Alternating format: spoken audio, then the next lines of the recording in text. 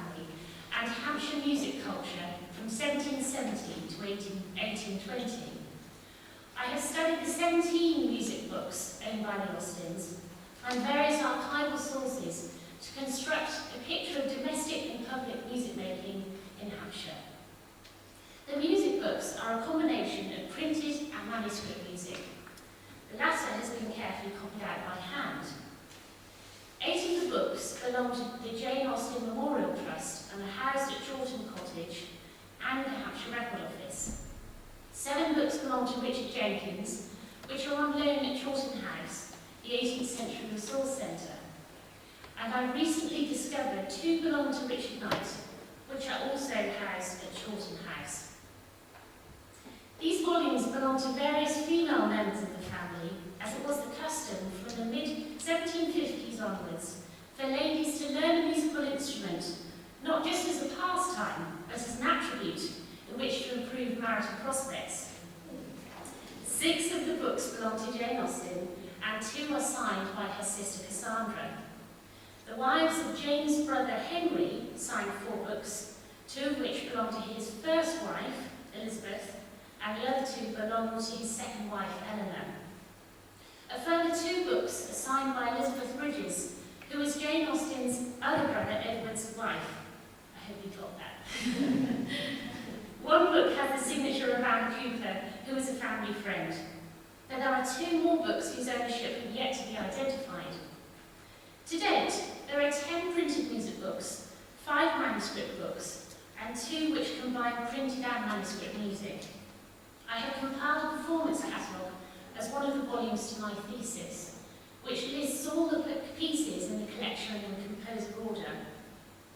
Now, I'm assuming that unless you have brilliant glasses, you may not be able to read that, but I wanted to just give you an idea of the sort of the spreadsheet and the epicness of it. But this is a further breakdown of what's actually in the performance catalogue.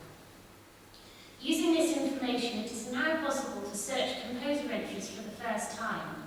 There are 548 entries altogether in the books. 270 are printed, and 278 are manuscript. Several generations of Austen women copied and collected music during this time of rapid change in instrument building. As you will see, we will be using a variety of different instruments for the programme this evening, starting with the Broadwood fortepiano, built in 1796. The Austen family knew a range of keyboard instruments. Family members would have played the harpsichord as well as the new piano, which they would have known in various guises, from the square pianos that Jane Austen apparently owned, to the grand pianos owned by wealthier family members and acquaintances. Though none of the instruments on stage are exactly what the Austens would have had, they give an idea of the range of keyboard types common in Jane Austen's lifetime. Then, in the final pieces of tonight's programme, I'll be finished by performing on modern Steinway to illustrate how the repertoire from the Austen music collection works just as well on non-period instruments, which is an area that I wish to pursue after the piece's completion. So the duet we are about to play was a particular favourite in the Austen family and belonged to Jane. She most likely played the duet with her sister or niece. I have screened an extract of the solo version for you to observe the neatness of the music copying. The overture itself was written in 1760 and was particularly popular as an example of Italian comic opera for several decades. There are further details about the pieces in the programme notes, and I've also included citations from some of the slides and words and translations to the songs. So here is the first piece, the duet.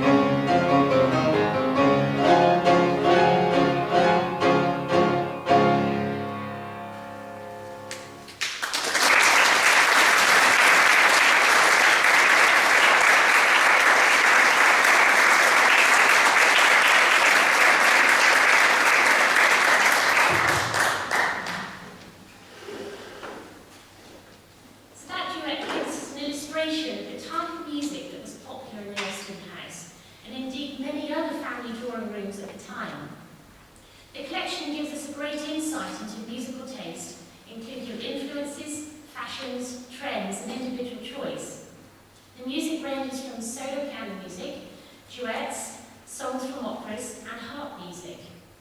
There are many songs from the theatres, with composers ranging from Dibdin and Shield to Storace and Hook. There are many 18th century favourites, including the famous Battle of Prague by Kotzwara, some nursery rhymes, Scottish songs and French songs from Parisian music subscriptions. Out of all the compositions in the collection, there are only 2 composers who have over 20 individual entries. These belong to Handel and the theatre songwriter James Hook. Handel's music became even more fashionable as a result of the Handel commemoration in 1784, where a reported 525 players performed Handel's Messiah in Westminster Abbey. But the love of his music obviously spanned many generations. It is also perhaps no surprise that the Austen collection also contains so many theatrical numbers written by Hook, and amongst others, as Jane was an avid theatregoer.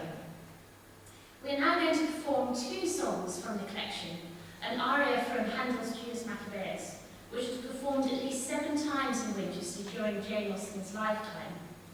The second song is a theatrical song, written by the famous 18th century dramatist Charles Dibdin, who, as you'll see from the programme notes, falsely claimed he went to Winchester College. I have also included in the programme a description of Winchester written by Dibdin, following his travels around Britain in 1802. So perhaps this song is a reflection of his Hampshire country experiences.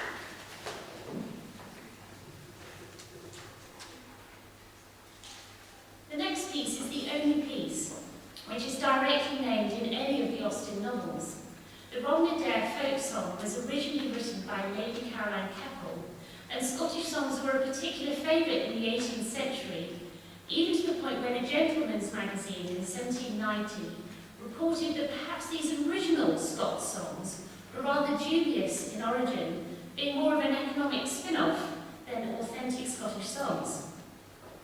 There are many examples of variations in the books, which were based upon popular 18th century melodies. My view is that the variation form was popular because the pianist could curtail the performance at a certain variation as it became too difficult. A great way to save face when pianistic shortcomings meant that you couldn't actually complete the piece. Certainly a trick that you could have imagined Elizabeth Bennet using under the crystal eyes of Mr. Darcy. These charming variations contain the Scotch snap rhythm in the opening rhythm, which dances throughout the variations.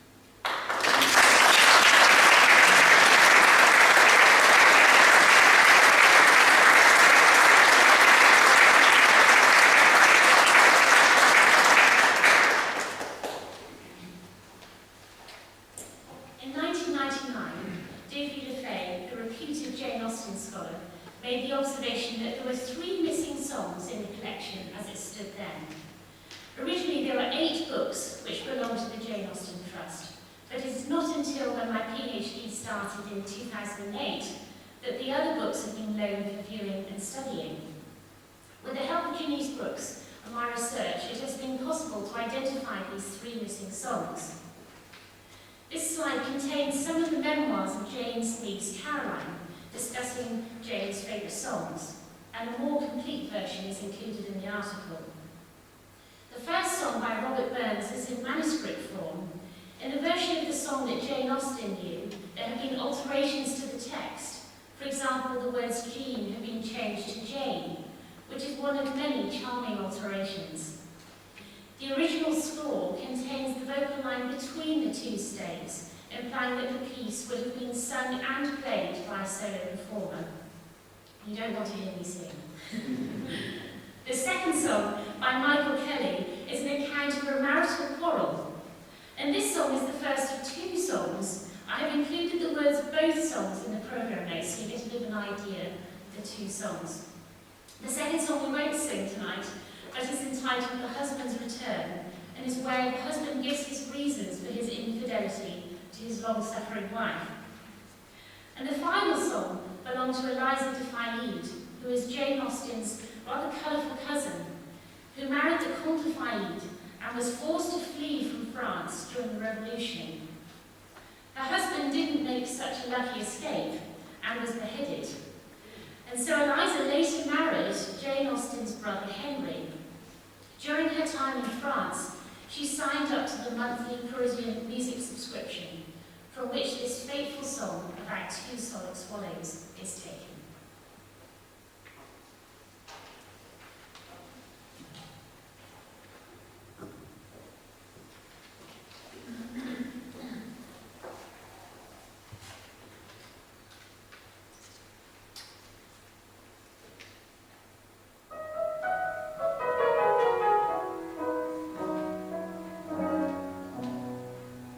There goes of sweet myrtle, let foreign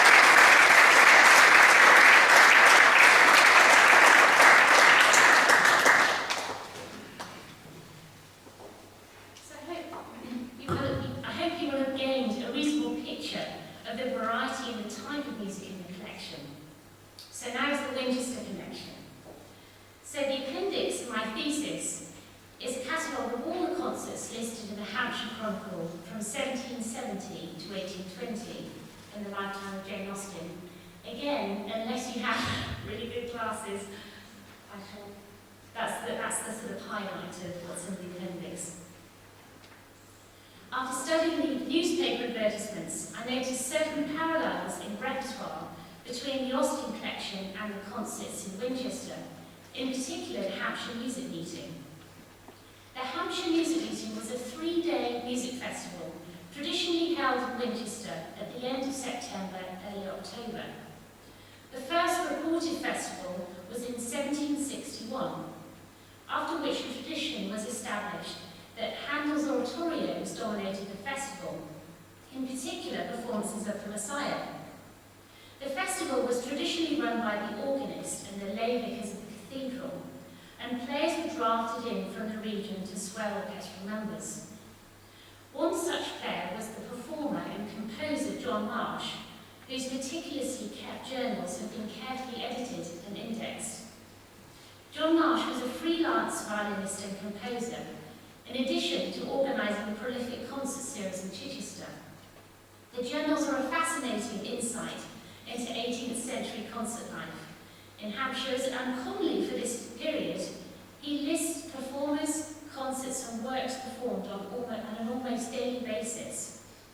The stamina of the man is really quite astonishing, as he gallivants around the southern counties on horseback. So this quote is taken from his journals in 1790.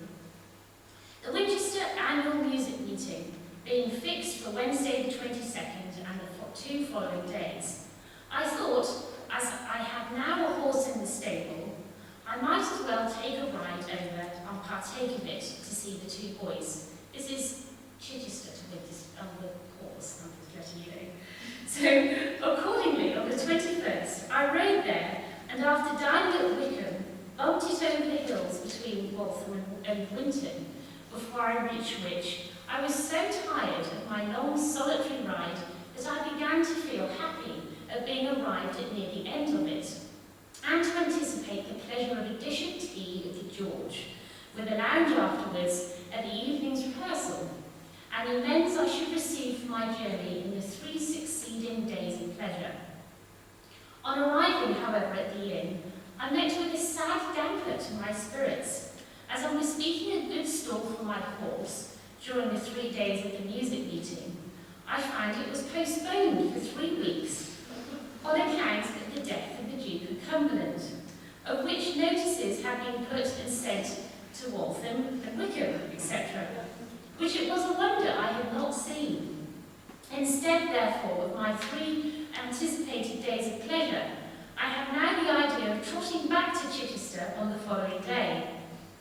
On my return home the next evening, I was finally laughed at by the ladies, who heard from Mr. Toghills a few hours later, after I had set off, that the music meeting was put off. So the next piece is written by John Marsh, and I'm sure you know horses were harmed during this picture.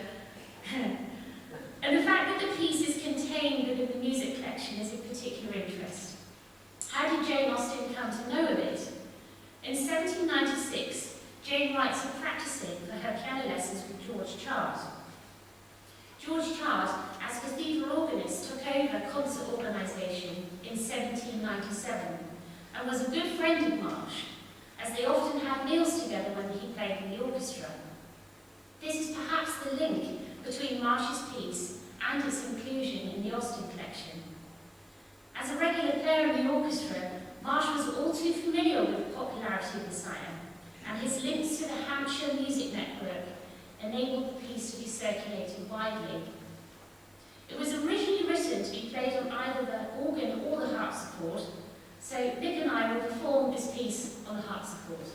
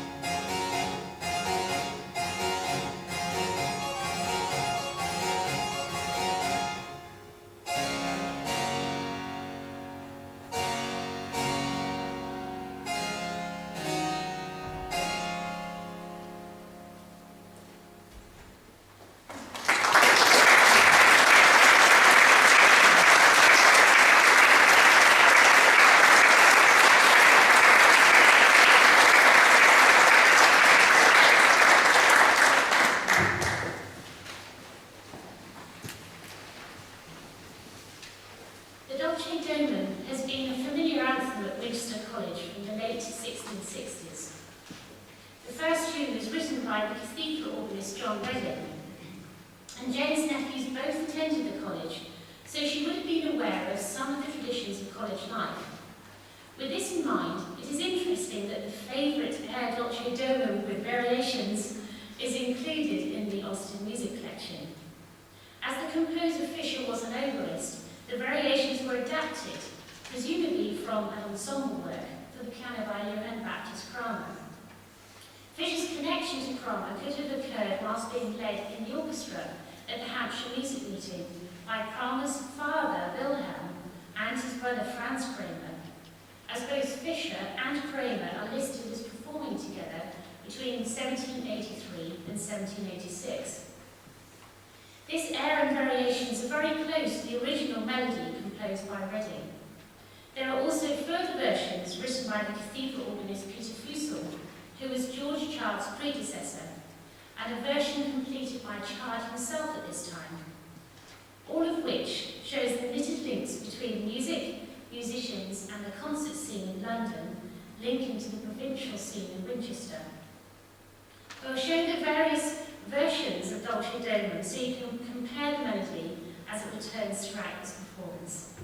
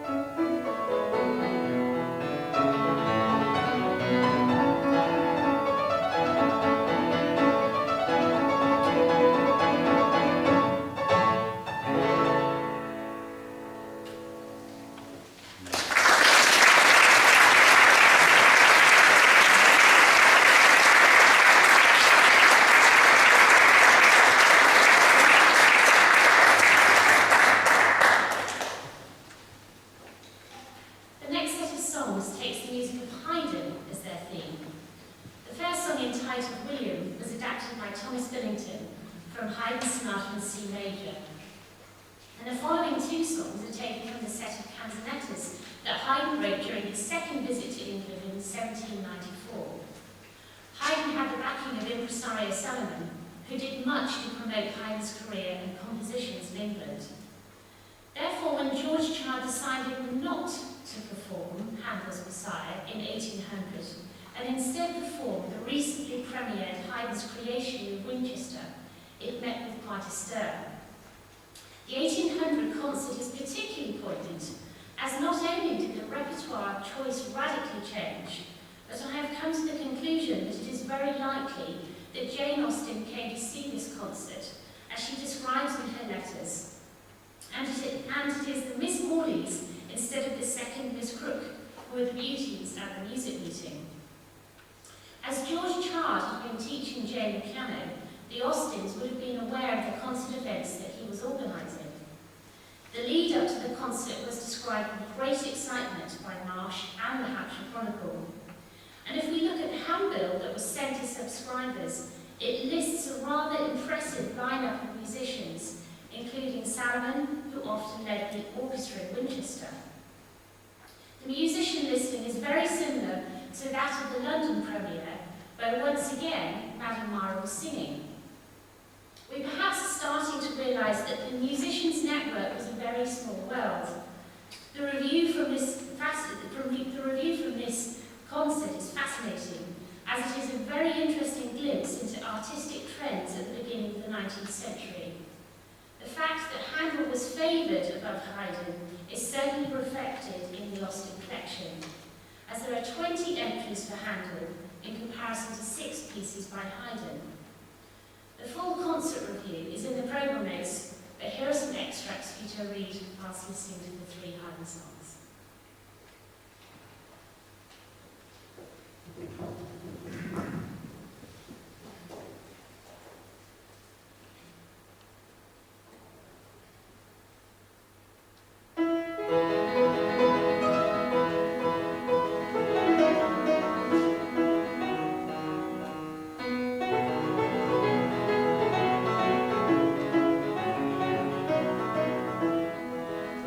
Ye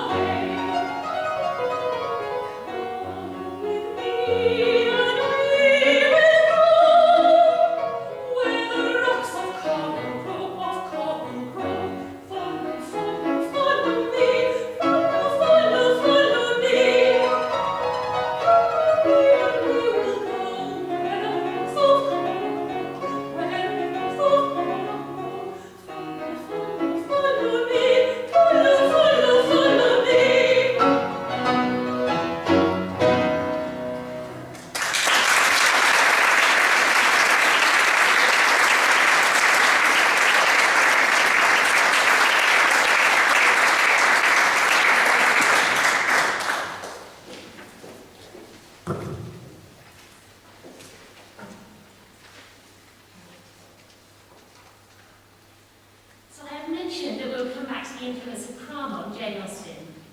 This is largely because Cranmer was the only composer that Jane uses by name in her novels. We can perhaps assume that she showed a fondness for his piano compositions, or perhaps Cranmer was particularly favoured in elite circles. Otherwise, why only mention Cranmer by name, and not some of the other composers we have heard from this evening? Through her acquaintances with George Card, she would have perhaps known Cranmer's brother and father, who often played in Winchester.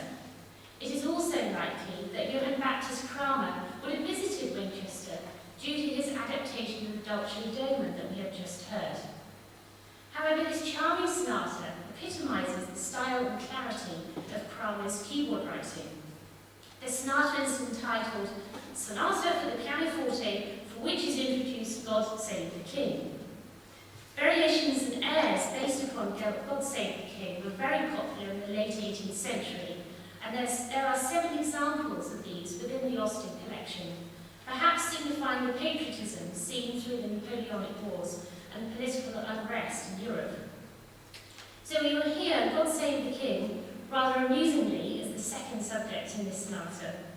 But I'm going to move over to the Steinway, which obviously the touch and a lot of things are very different about it, so bear with me.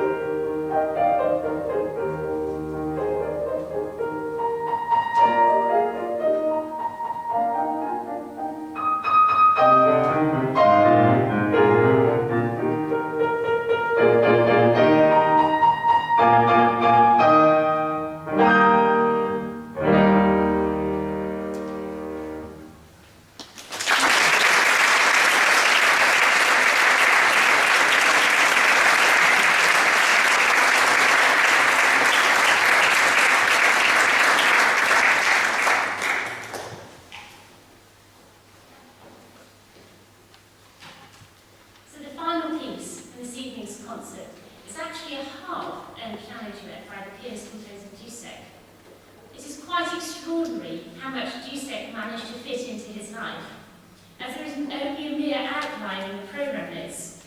He escapes in castles and has scrapes with Marie Antoinette, leaves his father-in-law bankrupt.